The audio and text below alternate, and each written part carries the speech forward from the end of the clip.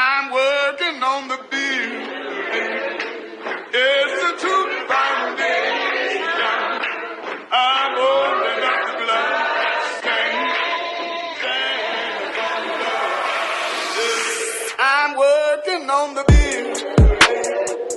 It's a true foundation. I'm holding up the bloodstained banner. I'm working on the building. It's a true foundation. I'm holding up the bloodstained banner.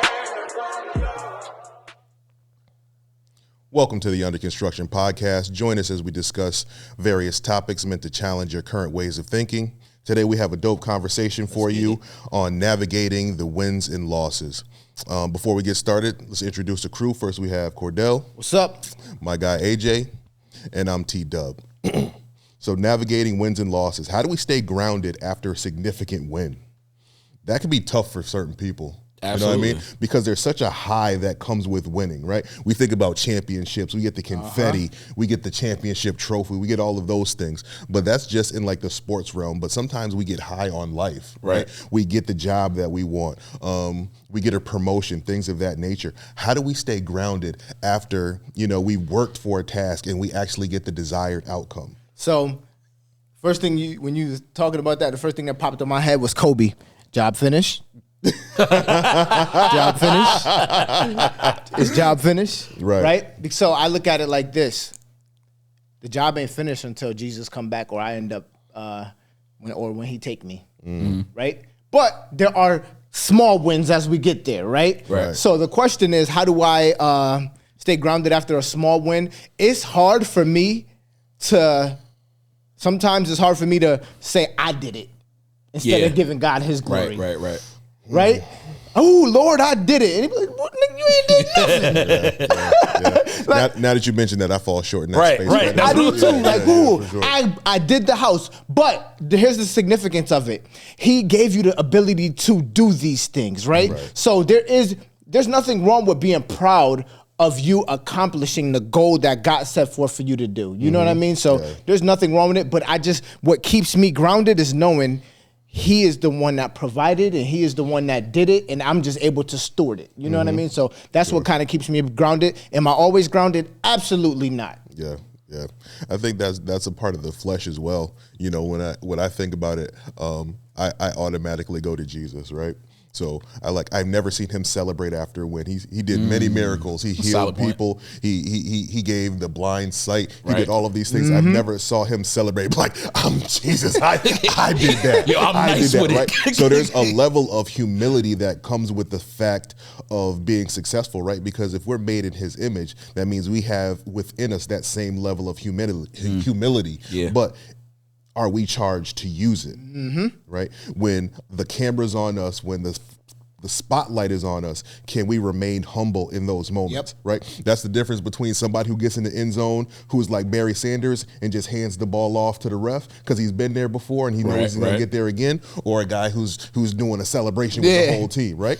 Both of them are great, right? I think there's ways that you can enjoy both of those respects, but if I'm getting beat by 30 points, what am I celebrating when I score a touchdown? Yeah. And that's what I struggle with this new generation. Like when my son, he plays basketball and they getting beat by 30 points just because you hit a three. What you doing this down the court for? You losing. Get back on defense. Your team is losing, bro. Right. So I look at it from the same perspective too. Like I might have had a win, but overall, what does my team look like? You know what I mean? So that's just another perspective. I'm thinking about it now.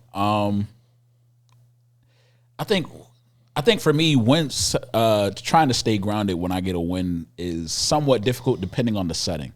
So I think for me, when I get a win, like I'm happy, I'm excited I got a win. I'm not really the celebratory person. That's just not my personality. I'm just happy, like, all right, cool. Yeah, we got that kind of thing. And I don't really like to brag, but the reason I do it is because I've been on the losing side before. So because I have the thought process of what it feels like to lose, and then I see somebody who I've won over, or who I've conquered, or I've basically succeeded where they have fallen short. Like, I think that's what grounds me, because that's what humbles me in that moment, because I've been there. Sure. Like, I understand what it's like to fall short. I understand what it's like to lose. I understand what it's like when I put everything into it and then to get the desired result. So that's what humbles me. I can't really say it's me, because, like, to your point, like, if I win, I'm excited kind of thing because I won. But seeing somebody else that lost, God taps me on my shoulder, and then I remember, like, all right, let's have some class about it. Sure. Like, all right, cool, you won, but somebody else didn't. Yeah. So with in that same respect, like, what lessons have you learned from a loss that the success of a win couldn't have taught you? Humility. Humility, 100%. It's loss is tough because loss shows you who you really are. My personal opinion. Winning shows you who you really are too, kind of. But I think what really shows you what you are and who you are is losing. Because what you do when you lose says a lot about your character. Like, some people lose a fight, and then, you know what I'm saying, modern day times people lose fights now, they go get a gun. Like, all right, I lost a fight, but I'm not about to lose this kind of thing. You know what I'm saying? Like, or some people, they'll lose out to something and now they kind of get pigeonholed into it. Like the crabs in the barrel mentality. I didn't get what I was trying to get. Or like people that aspire to be great, and then they hear somebody else that's aspiring to be great as well, and they're like, oh, so-and-so tried to do that. They weren't able to do it. Or I tried to do that and I wasn't able to do it, kind of thing. Like, now you're just dragging people down. So that's what I think losing has taught me. Like, all right, when you win, what do you do? How do you treat the people around you? And same thing for when you lose. How do you treat those people? Yeah. I think for me, I kind of personalized that thought a little bit more. For me, I think about resiliency. You know, in the loss, how do you bounce back, right? Because a loss isn't a final thing, right? Like failure isn't fatal. Right, you know what I mean? It's the power to go on that really is important, right? So how do you come back from a loss? Like, where's your resiliency? And how do you approach what you did? What did you learn from your loss? Is there the time for you to be reflective and say, I could have done this better. This is where I struggled. Now I'm going to focus here. It's like finding a blind spot, right? You think your game is solid, but somebody exposes one part of your game. Like, the resiliency for me is like, I now know that there's a spot in my game that needs improvement. Now I double down and I focus in on that spot, so I can't be exposed in the same way. You know what I mean? So I'm trying to overcome that space, right? But I think that takes a lot of mental fortitude. It takes a lot of reflection and self-discipline to not just get down to the dumps or to take on a quitter's mentality. Like, if I've lost, I don't want to do this thing anymore. So those are the things that I think that I've learned through a loss that success could have never taught me. When we were thinking about this topic, it made me think of one of my favorite Christian rappers. His name is Bizzle. You listen to Bizzle? Oh yeah, that's my guy. But anyway, he got this song. The hook goes, some wins look just like losses, or you can take an L and feel you won, but it just might cost you. And it made me think about White Man Can't Jump. Billy. Yeah. Some wins. Billy Hole. Remember what she said to him, though? She said, sometime when you win, you actually lose. You actually lose. And sometime when you lose, you actually win. His girlfriend. Right? But that concept is, I think it's true sometimes, because what happened to him? He won that last game and came back, she was gone.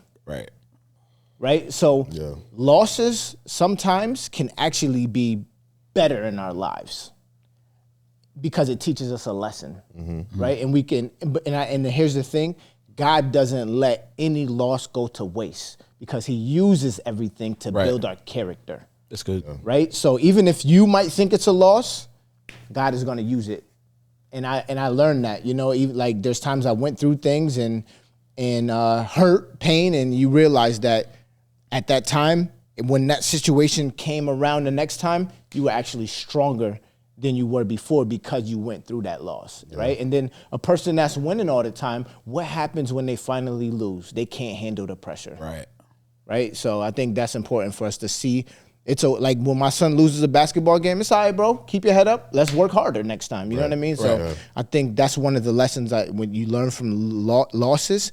But losing ain't easy. Not at all. Right? Because I'm one of those people, God had to teach me where I used to be one of those guys where I want to hold everybody to my standard. If God can do it for me and he changed my life, he can do it for you too. I do believe that. Right. But everybody's process is different, so Correct. I can't put that same pressure on them. Right. And that was something I had to learn too with me being able to overcome things. Doesn't mean that everybody else is going to be able to overcome it the same way. Can I tag one more thing that he said? I think the self-reflection and what you just said and the losses, I think, like, what do you do when you win? Nobody really looks back and nobody watches game film from when they win. Like, I'm not watching game film if I won. I did what I was supposed to do. But a loss, you dissect every piece. You look at, all right, what did I do? Where did I go wrong? When I move like this is when he stole the ball from me. You know what I'm saying? Yep. Like, this is what he saw kind of thing. Like, I'm looking to see what did they see to expose. Right. But we don't do the same type of analysis on a win because we feel like, oh, we're good. Yeah.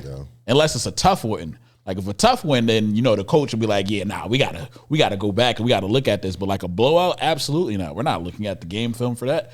Like, but there's an importance in both. Yep. Oh, for sure.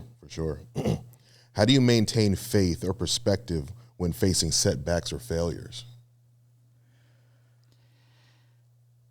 It is all about where you are spiritually. You have to have God in the forefront of your mind and your focus. I try to keep him there. I try to remember if this is for me, God is going to give it to me. Nobody can take it away from me. If God has it for me. And if it's not for me, then God has something better coming. I don't know when it's coming. Right. But I know that's what he said in his word. He said he would never leave me nor forsake me. So like that's something that I've ingrained in me. Like I just have the word in me because I've read it, I memorized it, I believe it, I trust it. So like that's what I stand on and I stand firm on it. However, it is tough to do in the moment. It has to be something, I won't say it has to be something that's already there, but it makes it a lot easier if it is. Because when it's not already there and you're trying to convince yourself or you're trying to make yourself believe that's what God said and you're trying, like, it's a process. Yep. But when it's there, when I start to remember, all right, this has happened before. I look at David. We talked about David on our earlier episode. David fought a lion, he fought a bear, then he fought Goliath. He had those experiences to count on when he was fighting Goliath. However, when he was fighting the lion, he didn't have that experience at first. He just had to trust God in the moment. Yeah. Like, and that's got to be a tough thing because, like, all right, do you trust him for real or not? But when you have those other experiences that you can call on, I think it makes it easier for those setbacks. So that's what I kind of do. I remember what God has done for the other setbacks. Yep. What I went through prior that got me to this place. What I thought was going to break me before. Yep. What I thought that was going to take me out or whatever I thought that was going to stop me from progressing. Yep. Like I had the same thought process, but God still brought me out, and I call on those. Yeah. To piggyback off him, I do what every other human do: cry, complain, doubt, Right. cry, That too. complain, doubt, fear. All of that plays an effect, Sure. right? But then I try to lean back on what God's word says, right? Right. But that ain't the first thing I lean on. Let's Absolutely just be not. honest. You know what I mean? Absolutely Like, not, right. it's a process, like you said, Absolutely. to get there. You know what I mean? So, but there's times where I've been on other sides of it. You know, I think each situation is different, right? Because sometimes life will hit you right in the face, like bam, when you wasn't expecting it. Right. And when it hits you hard like that, when you wasn't expecting it, you don't know how you're going to react. I don't care if you go to church every week, how much you in the word, like circumstances happen. Now, the key thing is just we try to stay faithful and praying that God is going to work it out, but it does not mean that everything going to be cookies and cream because it's going to be hard. So my reaction is I don't know. I'm praying that I react the right way every time, but I think it's important to, like you said, I think reverting back. Let's continue to look at footage when we're winning too. Right. I think it really, because right now, everything is going smooth in your life. Right. You ain't reading your word. You ain't praying. You ain't been doing nothing because everything is good. Yeah. But you want to revert to that when failure comes in? No. Let's look at the wins just as much as you looked at the losses. So I think it's important when you said that because that goes right along with that. Yeah, for me, I think I start to question, like, what am I supposed to learn from this process? I know I'm not going through this for no reason. Yep. Right.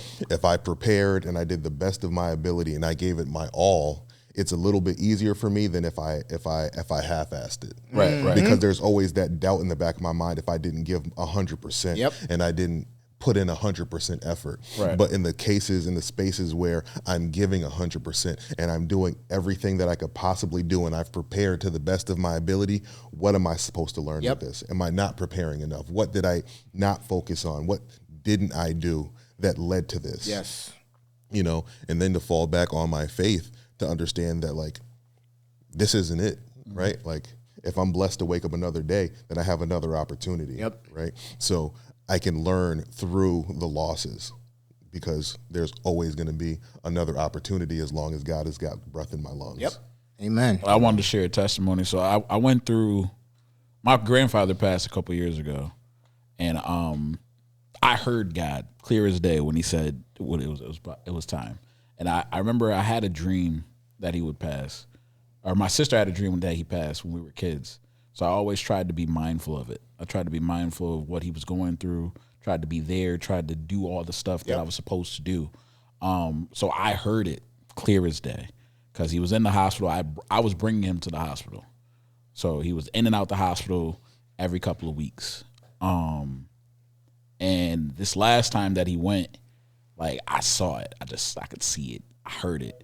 And like it hurts. You know what I'm saying? Like, because I'm like, I know what he said, but I don't want to believe what he said because that's not what I want. Right. So like, he left the hospital, which gave me some relief because he left the hospital. He got back. He had to go for an appointment. He had to go to like a rehab facility in Holyoke, and he ended up passing there. But I heard God when he said it, and even though I heard him, and even though like I knew what he said, like I was praying that it wasn't like I still broke down and cried. To your point, like it's still gonna happen. Like it's not going to shield you from the fact that this is a reality now. Hey man, Jesus wept. Right, Jesus wept for real, and like it still hurt just the same, and I still went through the same processes and same thoughts of what I could have done, what I could have done better. And my mom told me, she was like, you did everything you were supposed to do. Anytime he called, you were there. Yep. Right. Anytime he asked you to do something, you did it. Yep. So like, and I had solace in that. So I think that's, to your point, it's a little bit easier to comprehend when you've done everything that you're supposed to do. Yes. Yeah. But when you feel like you could have done more, I mean, we see people at the funeral. Oh, Right. those are the ones that's boo-hooing because Right. they, Yeah. you know. You ain't been doing nothing. right? Yep. You ain't doing nothing. And that's the tough part because like you feel that guilt. Like if I would have done this, what could have happened? Like Yeah. what could have been the outcome? Yep. Right. And it took going back to like a previous episode. It took a village. It took a community to kind of get past that. But yeah, my mom telling me, "Listen, you did what you were supposed to do," was encouraging. It hurt still, but it was encouraging. Yep. Sure. How can the church culture better support or support in general individuals during times of loss or disappointment? I think that is a multifaceted question. The biggest thing, the best way to support is to be there.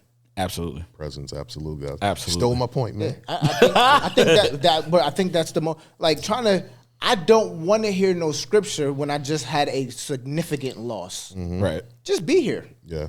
That's why it's good for, when people pass away, we just all bring food and acts of endurance. You just come, just be here. That's all people mourn with those who mourn. You know what I mean? There's a time for correction and stuff like that. But at that time, just be there with people, and your presence is enough, because when they go back, they're going to remember who was there. Right. I think that's important, just being there. And I think, too, just to remember that you don't always have to, sometimes people search for the right thing to say. And there's oftentimes no perfect thing to say that is going to change the outcome of events. But just knowing that the person is loved, Yep. you're there, And whether they're there in victory or defeat, you're still going to be present. Right? I think there's nothing worse than expecting people to be there for you if you had won and figuring out that there's nobody there for you in a loss. But when you can show up for a person when they're down and when they're having a difficult moment, just as much as you would have celebrated them if they had a success, that's really when you know that you have the right village or the right tribe around you, and that the fellowship is genuine. I think that's huge. Like support's definitely gonna be number one. Just off the fact of what you just said, like we're going back to the previous question, talk about having significant wins and losses. Support means so much more when you lose compared to when you win. I'm already on a high when I win. Like, yes, I'm looking for who came out, but I'm already on a high. Like, this high is only just going to come down if I'm like, oh, I wish so-and-so would have been here. But I'm still up here. Like, all right, maybe I'm at 110 or something like that. Notice so-and-so's not here. I drop down to a 90. But I'm still at a 90. You know what I'm saying? But if you lost, if you're at a 30, if you only have 30 left, and then you realize, I thought so-and-so would be there for me, and that takes 20 or that takes 10. You know what I'm saying? Like, you was already in a low place. Like, to recognize that someone wasn't available or someone couldn't make themselves available is difficult. It's got to be, and especially in a hard time. And I'm not to say that I'm perfect at this, because I've definitely fallen short in this area where I didn't show up in the best moments or at the best times. Or the most important times, I'll say. But I think it's important for us to, as Christians or churchgoers or parishioners, whatever word or term you want to use, to kind of be there for the family. Be there, be available. If they call at midnight, I understand it's midnight, but maybe they need somebody to talk to. Maybe that's your opportunity to console them. Not to say that, oh yeah, Jesus loves you and stuff like that, but to be there for them and show them what Jesus' love looks like. Be the example. Like, that's big. I think also what's important too is sometimes we want to be there on the opposite side of that. We want to try to fix everybody's problems. Yeah. And that can be detrimental to yourself too, right? So sometimes as Christians, we want to be there all the time, but you have to understand your mental capacity too, because you might not be able to handle that person at that time. Very true. So that's important for us to always take a step back too, and to realize, like, these people belong to God at the end of the day. Like, if he brought him this far, he gonna bring him where he need him to be. It's not my responsibility all the time. Right. You know what I mean? Right. So it's also important. I remember you talked about this before too, is to set those boundaries too. Right. For yourself, you know what I mean? Yeah. But for the church, if you can't do it, delegate. Very true. Very true. Like, bro, Andrew, I can't do it right now. But that's that vulnerability. Can you go check on this brother? Because I can't do it right now. You know what I mean? Because I'm not there. Yeah. And I think that is important. At least somebody's representing the church. Yes. And I think that's important too. Right. You know? Right. Because we all have our own lives too, right? And I can't just always drop everything I have going on at the drop of a dime to be there for someone else. But if I can't, I could send someone instead. Right. Absolutely. That's big. That's important when it comes to support too, because, and then you get those people where I wanted Andrew to come. You're definitely gonna get those people. I don't want you to come. I want it, but I'm here, bro. I can pray with you too. You know what I mean? But that's a whole nother conversation. But you're gonna get those too. I get you. So I mean, I'm not saying, I definitely understand like clear boundaries. Like you have to make sure that you're right first. Yeah. So I definitely understand where you're coming from, both sides. So I get both sides. Like if you have the availability and you have the you have it in you to do it, then absolutely go for it. But if you don't, or if you feel like, all right, I can do it, but I'm only going to be able to give them 10% kind of thing, like, all right, maybe if you feel like you could snap at any moment, it's probably not the best time. But I would definitely communicate that with them. Hey, I would love to be there. I'm actually going through something as well.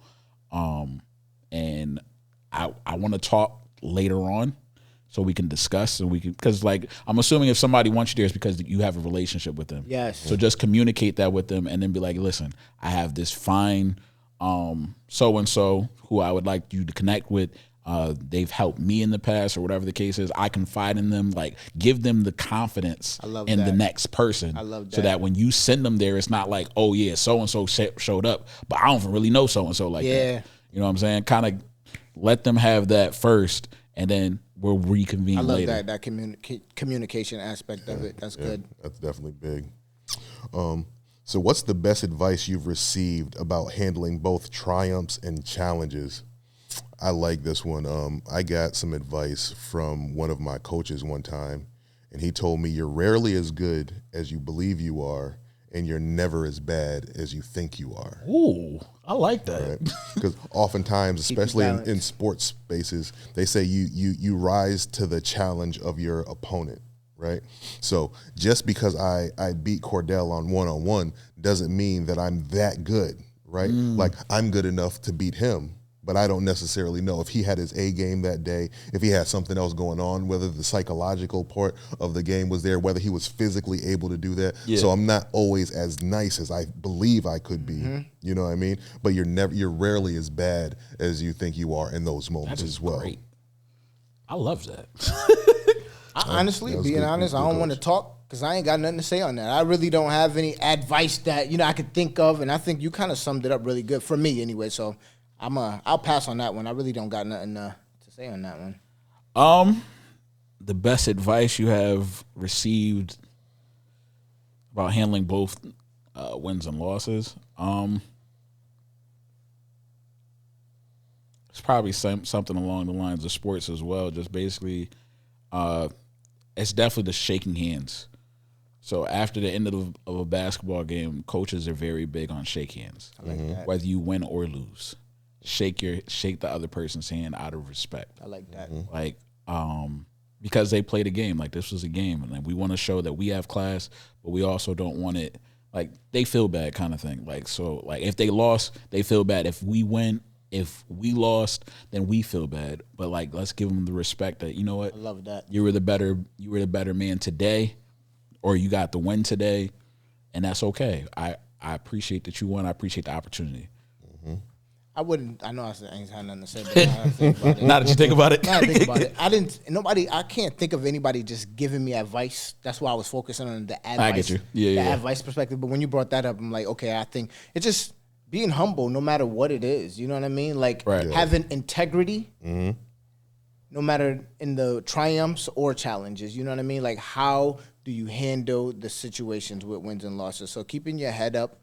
You lose, you win, just having integrity. I love that aspect where you brought about the basketball analogy, because I look at it that in life too. You know what I mean? Like, just because I lost doesn't mean that I'm a loser. Right. That's good. Like, I think that men can we beat ourselves up mentally with that one. Like, I lost, so I'm a loser. No, you just lost this game, bro. But keep going, and I think, and it works the opposite way. Just because I won, don't mean I'm a winner. You know what I mean? So just staying humble and just staying on the mission on task. You know, so that's what I would have on that one. I really enjoyed this episode. Me too. That was good. I always love chopping it up with you guys. But when it comes to navigating wins and losses, I think we have to be prepared and be honest and logical enough to know that in life, both wins are going to happen and losses are going to happen, right? And we have to be able to be prepared for both, right? When you go into anything, when you go into a job interview, there's an opportunity to win the day, and you might have a loss that day, but you always have the ability to come back and learn lessons from that experience. You know, so being able to always learn something from each experience is vital, in my opinion. Being able to come out of it, and even though you might not have the desired outcome, figuring out a way to use it to benefit you for the next opportunity. Because as long as you're living and breathing and God's putting breath in your lungs, you have an opportunity to be successful on another day. You know, Winston Churchill had this quote, and I kind of paraphrased it. Success isn't final, and failure isn't fatal. It's the power to go on that continues, right? So in layman's terms, that means, you know, no matter what happens, don't get too high, don't get too low, but always know that there's another opportunity. And with that, as we always say, keep building. I'm working. working on the beat.